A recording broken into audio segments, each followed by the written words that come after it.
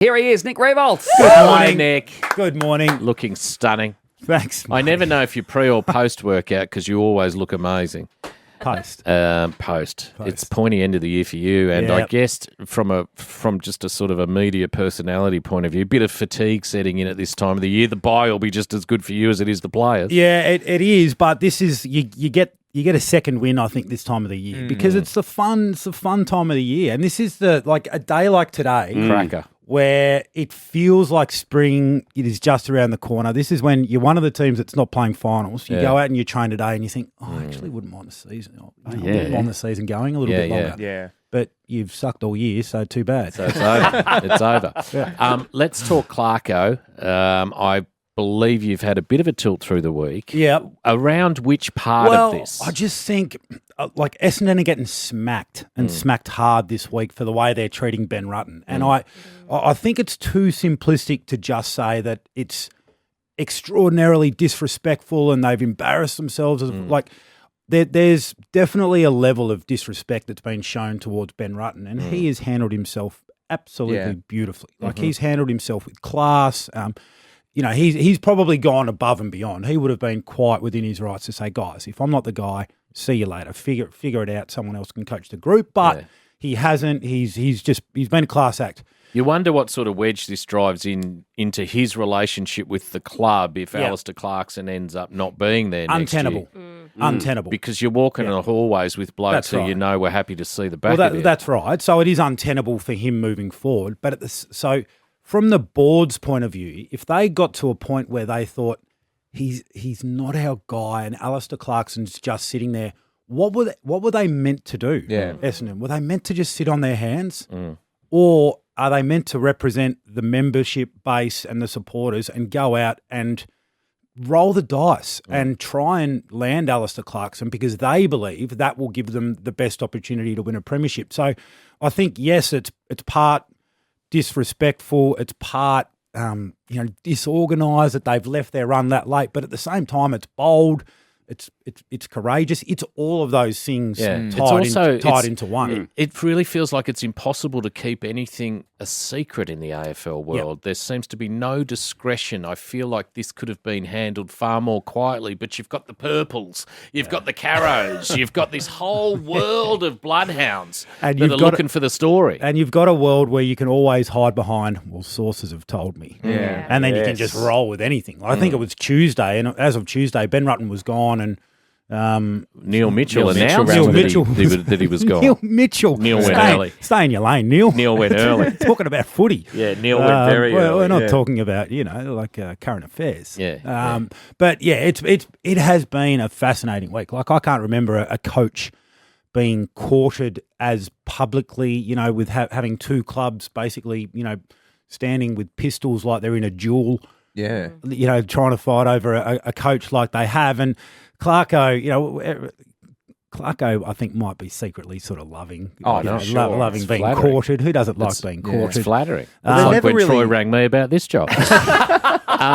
There's never really been a situation like this, though, with someone of Clarko's calibre just a free agent. Never. And we heard him speak last night. Like, I think you enjoy the attention, but it's bordering on getting uncomfortable for him now. Yeah, totally. And so I think today's the day. I think we get an answer today. We've just been talking about the blockbuster that is North versus Gold Coast, but we won't continue that. We'll move on. North have to lose that. They have to make sure they lose it. No, they have to make sure they lose it. Tank. Yeah. Is that what I'm hearing from you? I looked at selection. There's a few, like Zeebel's out. There's a lot out. They've maybe sent a few in for early surgeries. Yeah. But if they win that game, they don't finish bottom. Yeah, they jump West Coast. They jump West Coast. I don't reckon Geelong's they'll not win. losing. I think we can all relax. That probably, I don't know if you can get a priority pick if you don't finish last. Doesn't look like the optics of that probably aren't great. So important that they loss. It's an important loss for us on the weekend, and we look forward to it. I'm still deciding whether I'm going to go or whether I've had enough of North. And I'm not being disrespectful by saying that. It's just you don't want to, for the sake of a meaningless win over the Gold Coast at the Telstra Dome. And I think Gold Coast will win anyway. Telstra. Colonial 2007. Stadium. Colonial a win Stadium. over the Gold Coast at Colonial. Wow. Let's talk about fun stuff.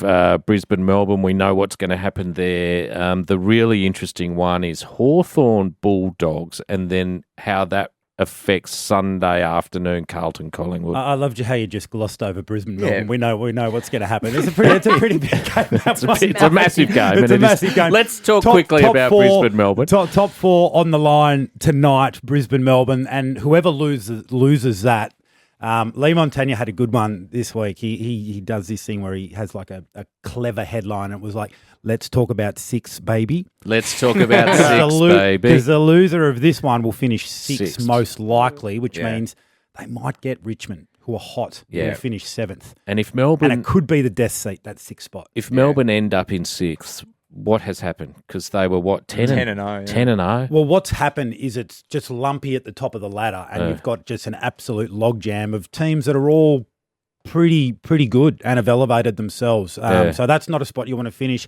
But the Hawthorn Bulldogs game you just referenced before, that 110 in Launceston on Sunday, this shapes as the decider in terms of how big the Carlton Collingwood spectacle is.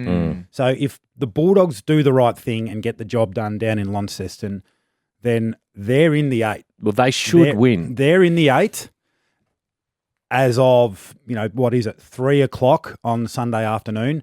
Then Carlton need to win to get back in, and Collingwood need to win to secure top 4. There's a lot riding on it. Two clubs that just do not like each other. It probably turns into the biggest home and away game we've had in a while. And they reckon there's going to be 90,000 there. Yeah, 90,000. So Bulldogs do the right thing. I thought the AFL could have gotten a little bit creative. This is fun. I love this idea. They could have gotten a little bit creative because really, if you're going to Hawthorn Bulldogs at Launceston, you're going if it's 3 o'clock and you're going if it's 1 o'clock. But also no one should have to go to Launceston at 10 past 1 on a Sunday. And I mean the people living there. Yeah. So they're going whether it's 1 p.m. or 3 p.m. Yeah. Why wouldn't we have run that simultaneously with the Carlton Collingwood game? I love it. How good would that have been? As you said, you could have two tellies on at the park. That's it. So no one knows. Scoreboard at the no one grounds. knows the result going in. It's brilliant. You don't end up with a situation where Carlton are already in, and so you can have the score up there, and the crowd can ride the game. They can ride the score. Why does it matter?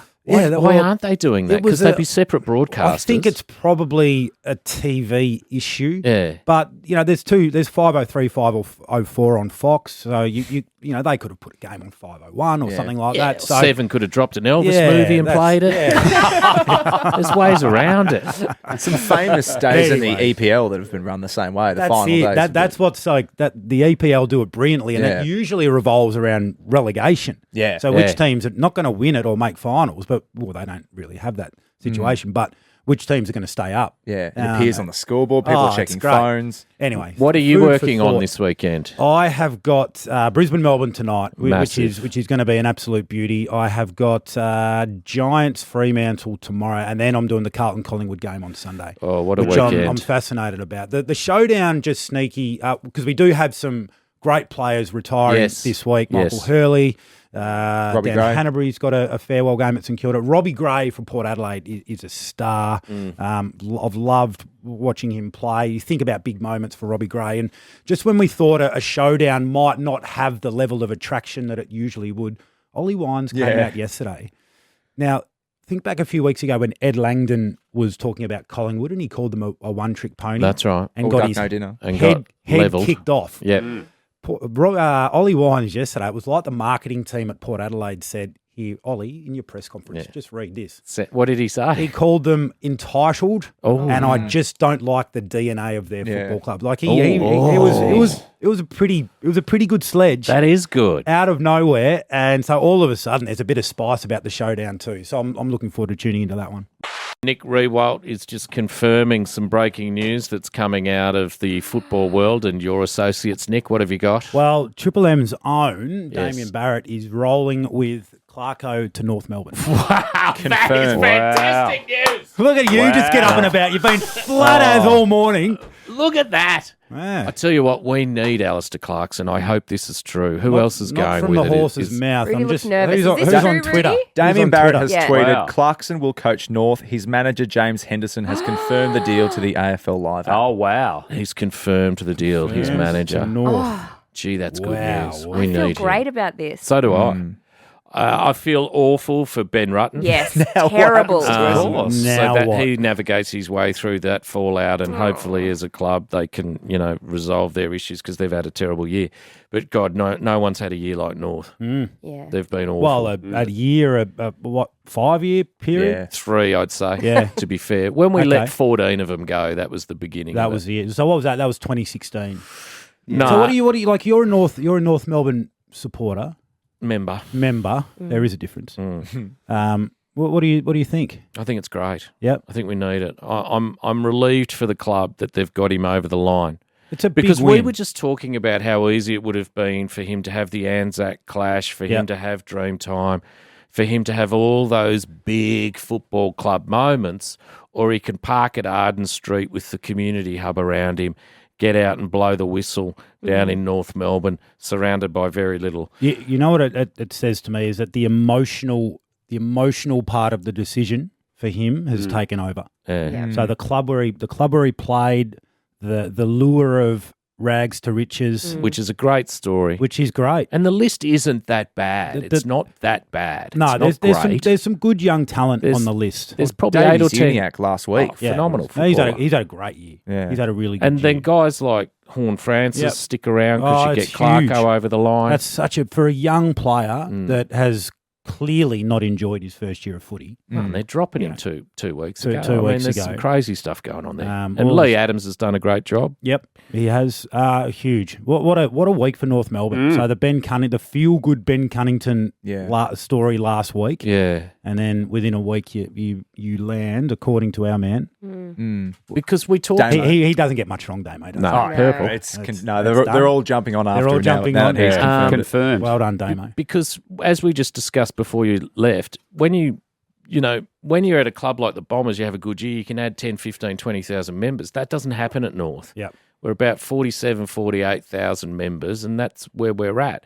But generationally now, if we could have some success with Clarkson over the next 5, 6, 7 years, that is worth so much to a football club. Yep.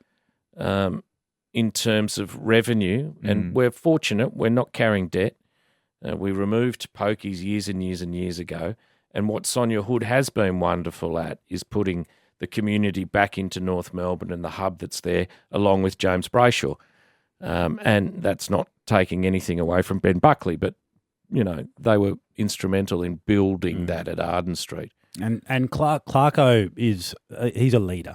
So he's gonna come in and he's gonna be able to identify issues. He's going to be able to get cut through. There's just an aura about a guy like him that the players are going to play for. They want leadership. Yeah, They want to do. be led. Players want to be led. They want accountability. They want standards, and he's going to bring all of those things. And they want to believe more than anything as a player. You want to believe that the person that is leading you is capable of taking you where you want to go. Yeah, Because of when you've course. got any level of doubt, Yeah. you just don't buy in with you don't take the emotional risk to buy in and do the hard work and make the hard choices over the easy choices. And this guy, Clarko's done it. Yeah.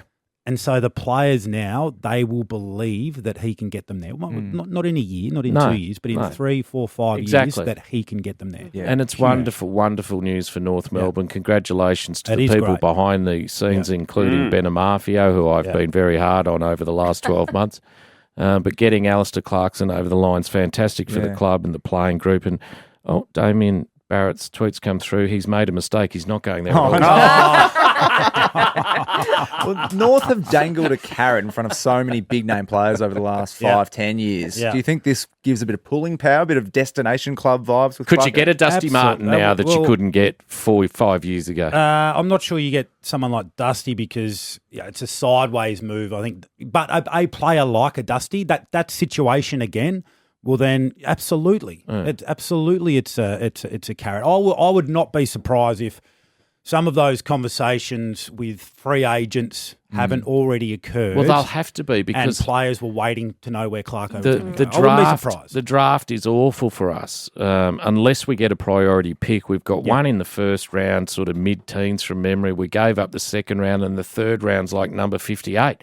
So unless we get some free agency, really, he's looking at a pretty ordinary draft period next year. Well, I wouldn't be surprised. Like, it's not going to be a fast build. No. So it's going to be. I wouldn't be surprised if it's a 5 to sort of 7 year type deal for Clarkson, to give him time to allow it to sort of happen organically rather than the forced, money ball, bring in mature age guys. And this will be done properly now. There will be a level of patience. We won't be having the conversation about North Melbourne's coach in 2.5 years. Yeah. You've bought yourself the perfect runway to be able to do it and do it right. And quickly, the focus now attention's to Essendon. Feels like an own goal from them. What's the immediate short term look like for them, you reckon? The short term is that Ben Rutten will coach this week. I'm not sure he could have coached if they'd already replaced him as coach. Yeah. So if Clarko had said today that I'm coaching Essendon, well then how does he stick around this week even? Yeah. There must be a plan B. Might be one of those younger blokes we were talking about. Yeah, and James Hurd's a name that's been out there in the ether. Jeez, wouldn't that be a story? Wow. Oh, that would be a big story. That would be massive. That's not a Damien Bob. I'm just staying in my lane. Pull me back. Put me back in my lane. But big news. You just hear the name. It's out there. Thank you, Nick. Good on you, Nick.